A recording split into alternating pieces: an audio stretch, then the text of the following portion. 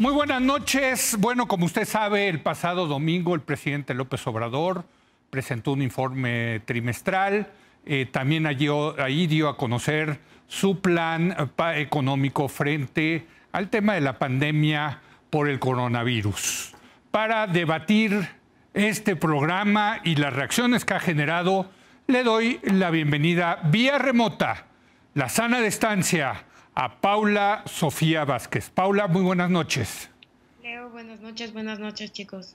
Gibran Ramírez, muy buenas noches, Gibran. Buenas noches, Leo. Y Carlos Bravo, regidor. Carlos, muy buenas noches. Hola, Leo, ¿cómo estás? Muy buenas noches. Bueno, pues empecemos, creo que te toca empezar el día de hoy. Gibran, ¿cómo viste el discurso del presidente?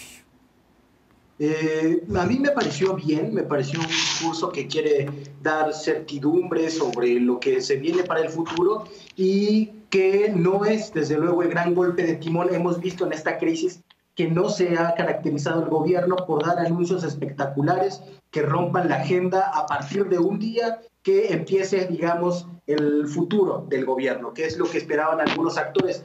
El gobierno de la República sigue en lo mismo porque su diagnóstico de que el país venía de una crisis económica, política y social, lo único que hizo fue hacerse más certero, es decir, se profundizó la crisis, se tiene que profundizar las medidas que se tomaban para combatir esa crisis. Desde luego que el mensaje decepcionó a muchas personas.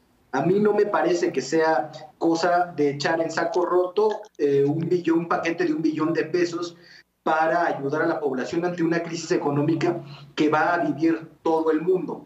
Eso no hay duda. La quebradera de empresas está ya en todo el mundo, por lo menos en todo el mundo con coronavirus. Bueno, que ya son todos los países o la mayoría, se salvaba por ahí alguno en el último mapa que veía. Y lo que hay que hacer es proteger a las personas. A diferencia de lo que se hizo en otras administraciones, donde se dijo que se iba a proteger el aparato productivo, lo cual derivó, por ejemplo, en los gobiernos de Peña y de Calderón, en financiar con deuda a grandes actores del aparato económico. A diferencia de eso, ahora se privilegian las personas. Las empresas, muchas empresas entrarán en crisis. Desde luego creo que podría ayudarse de otro modo, pero probablemente será en una segunda etapa. Como hemos visto, se corrige cada día, se ajusta, se cambia, y yo espero que en el futuro cercano, en las próximas semanas, podamos ver un apoyo mayor a las pequeñas y a las medianas empresas, por ejemplo, en el pago de seguro social.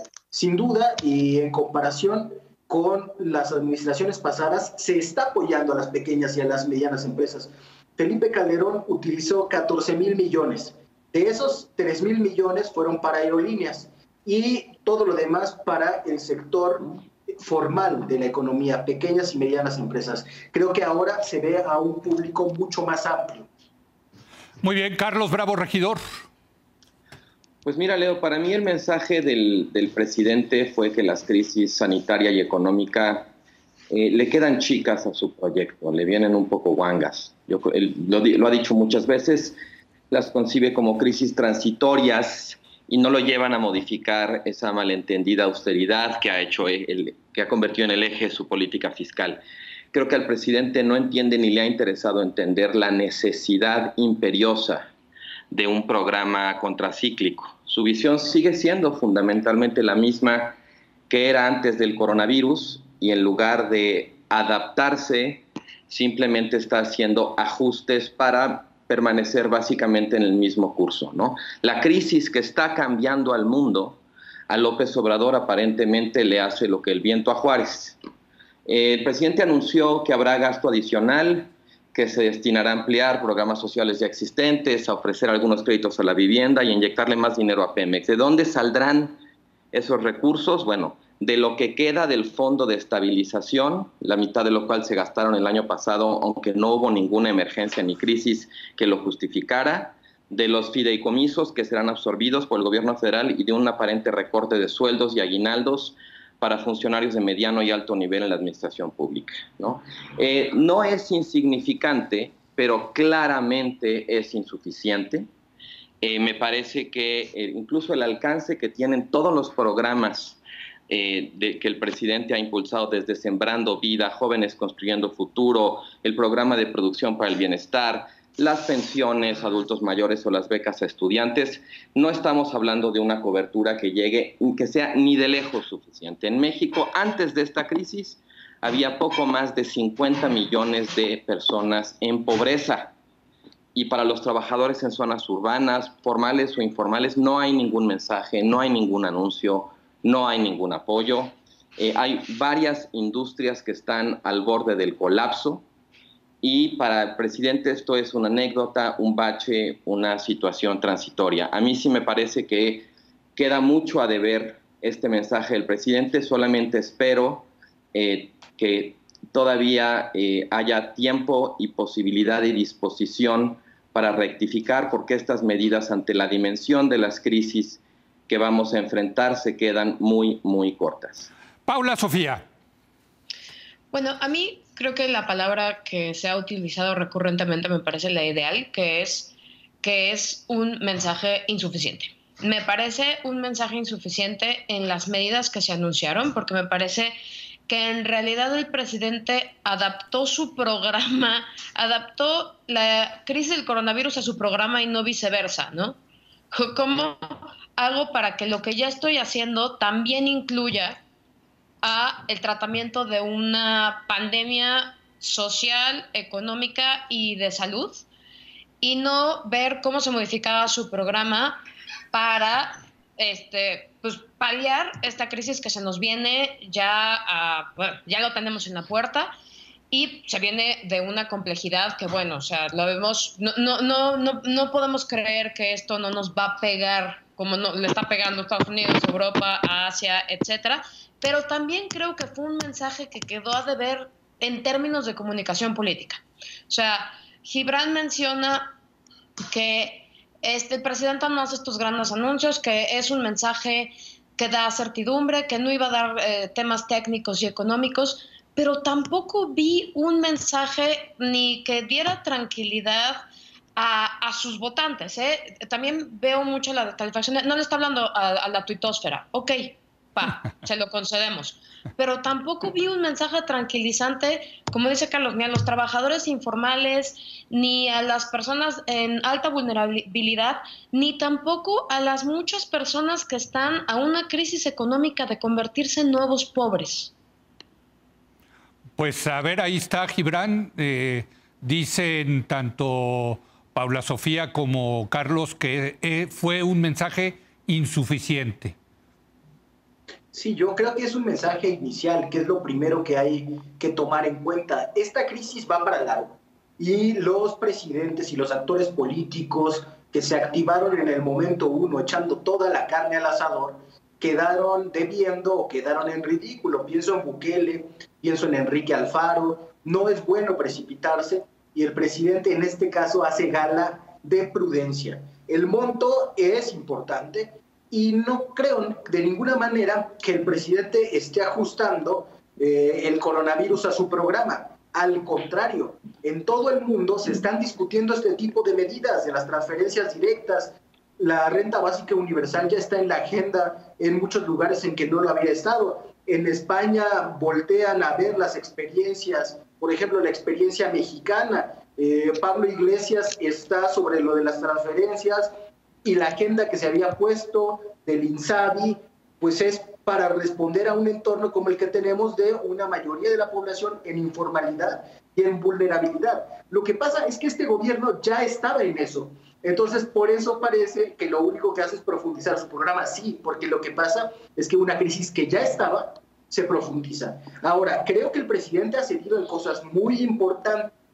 A mí me parece un poco extraño que haya pasado medio de noche el anuncio de un acuerdo de inversión por 339,000 millones en el sector energético. Eso es arriar una de las banderas principales del presidente López Obrador. Que no se ha presentado al día de hoy, ¿no? Hay que decirlo, nada más se dijo que se iba a presentar, pero se viene presentando desde febrero, si no mal recuerdo, la primera fecha. Nada más para que quede claro esa información, Gibran. Según yo, de este no se había hablado de otro plan de infraestructura. No, pero el de energético ya lo habían prometido desde hace tiempo. Pero no, sí, se había proyectado. Ahora, a ver, el tema es que no se han dado los detalles. Eso es lo importante. Exactamente, y eso es lo que yo creo que podemos esperar estas semanas, que el secretario de Hacienda profundice en los detalles, no solamente de las acciones que se van a tomar para medianas y pequeñas empresas, sino también para este acuerdo. Digo que se arría una de las banderas, que es la de la inversión pública primordialmente en Pemex y en todo el sector energético, pero el objetivo último sigue siendo el mismo, que es la seguridad energética. Otra vez, por el entorno, por los precios del petróleo, parece que la seguridad energética es importante. Y creo que lo que pasa es que el programa del presidente se ha encontrado con el espíritu de los tiempos.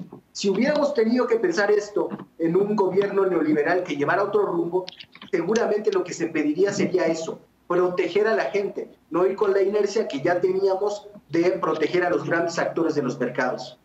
Dice Carlos Gibran que el presidente ha cedido. También hemos escuchado, y ayer en esta mesa lo discutíamos, que no se ha movido un ápice el presidente. ¿Cuál es tu lectura? ¿Se ha cedido o no se ha movido? Carlos. Perdón, Leo, no te escuché.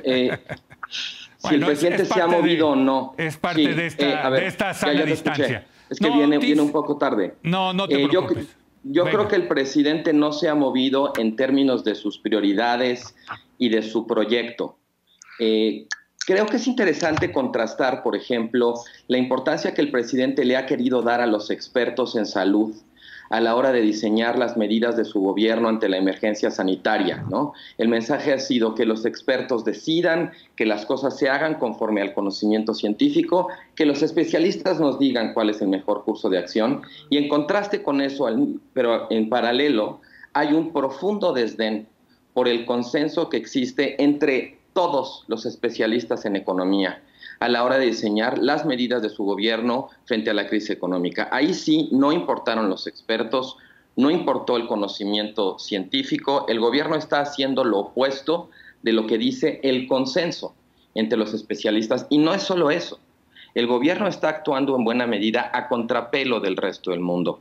Hay un par de bases de datos muy interesantes, una es de CEPAL, otra es de la Universidad de Yale, que ofrecen amplios comparativos en términos de las medidas que han tomado los países, ¿no? Y bueno, pues sí, en otros países no se han hecho esperar ya las medidas de alivio fiscal, de apoyo al trabajo, a la planta productiva, de créditos para salvar las fuentes de trabajo. En fin, hay un amplísimo menú de alternativas de política pública expansiva muy serias, que el presidente en muy buena medida, creo, ha decidido ignorar.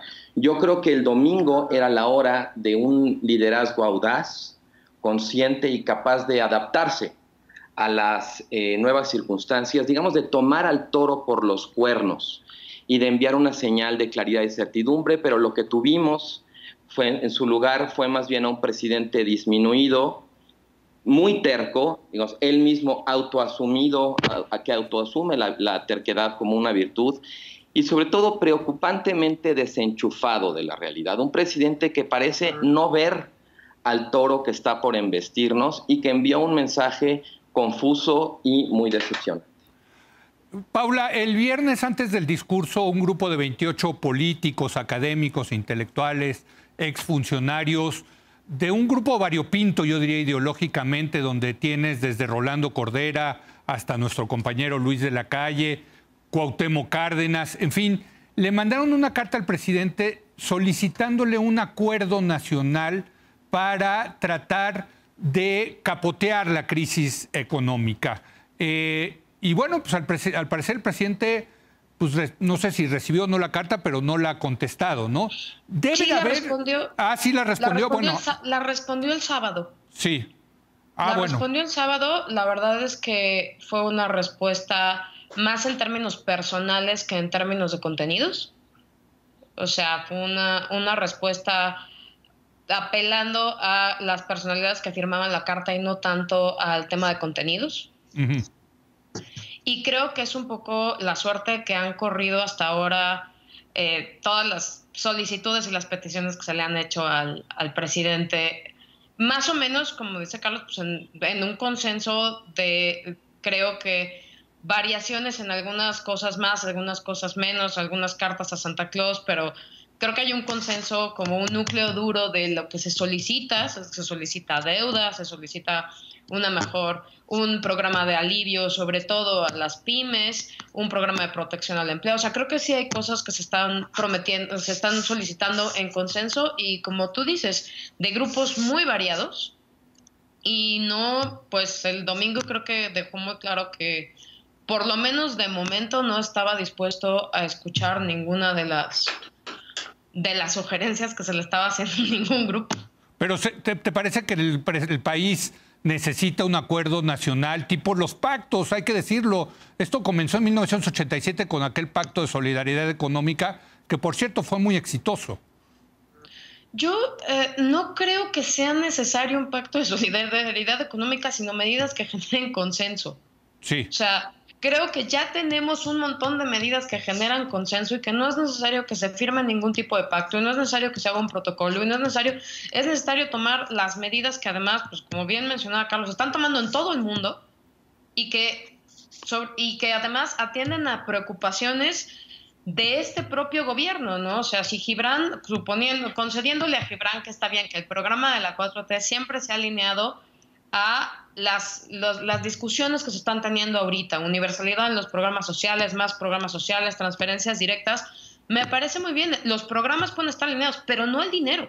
El déficit que vamos a tener este año para terminar el año, que se sigue inyectando dinero a petróleos mexicanos, o sea, todas esas cosas no van de acuerdo, que no tengamos, que se estén quitando fideicomisos otra vez con el mismo problema que se tuvo con el recorte de los directores generales adjuntos con Machete, y se estén defendiendo las propias dependencias de no perder fondos para realizar sus capacidades, sus atribuciones vitales.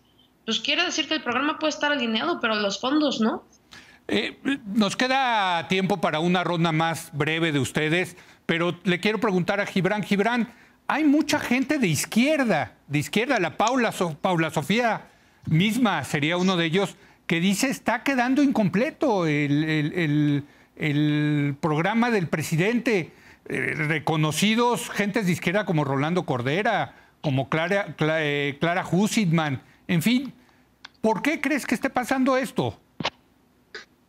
Yo creo que es una izquierda que está muy acostumbrada a la receta, pero además no son personalidades tan variopintas como lo dices, Leo. Sí son de izquierda y de derecha, pero quien está hablando es el régimen de la transición, que ya gestionaron crisis, que lo hicieron mal, al cabo de las cuales hubo más concentración de la riqueza, que no repercutieron en mayor bienestar social esos manejos que hicieron. Está hablando el poder de antes y la oposición cómoda. Pero pones ahí a Cuauhtémoc Cárdenas. ¿Pones ahí a Cuauhtémoc Cárdenas en esa lista? Pero claro que sí, pues sí ha sido muy cómodo al poder todos los últimos años, desde 2006 para acá. Bueno, Carlos, un último comentario.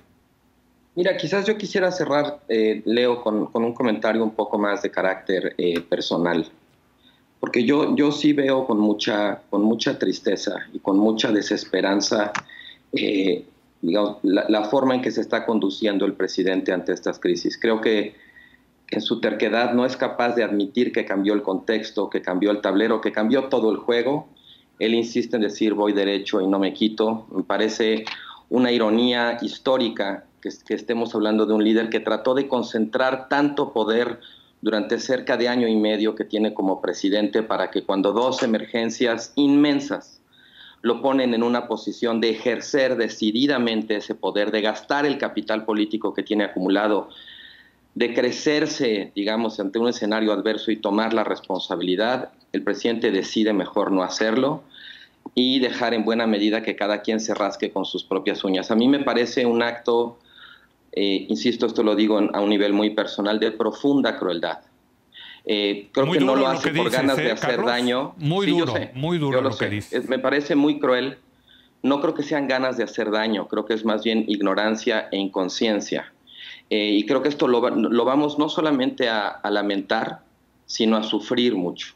Quiero terminar otra vez diciendo que ojalá el presidente rectifique de verdad, porque estas no son horas de regatear, ni de escatimar, ni de ser gradualista, ¿no? Si el presidente no lo hace, él lo va a lamentar no solo por el resto de su sexenio, sino de su vida. Y si no corrige, esto nos va a llevar a la ruina, no solo a su gobierno, sino otra vez al país. Paula, Sofía, un último comentario. Nos queda un minuto. Creo que estamos en una coyuntura en la que hasta los más neoliberales están volviendo keynesianos. Y eso sí, también nos podría permitir avanzar un montón de cosas que siempre se han quedado en el tintero por falta de consenso. Y hoy es una buena oportunidad de inmediato, para tomar de inmediato medidas que no solo nos ayudan a paliar esta crisis que se nos viene a cortísimo plazo, sino también a mediano y a largo plazo. Hoy se ha develado la necesidad absoluta de tener un sistema de salud universal, con una cobertura universal y un sistema de salud de muchísima calidad, un ingreso universal básico, un sistema universal de cuidados, una buena reforma fiscal, ahora sí, que le quite dinero a los ricos para que no tengamos que estar pensando cómo vamos a paliar la crisis apretándonos todavía más el cinturón. Bueno, pues les agradezco mucho, como siempre, un placer debatir con ustedes, incluso a distancia, a sana distancia. Muchas gracias, Gibran, muchas gracias, Carlos, muchas gracias, Paula. Los veo la semana que entra.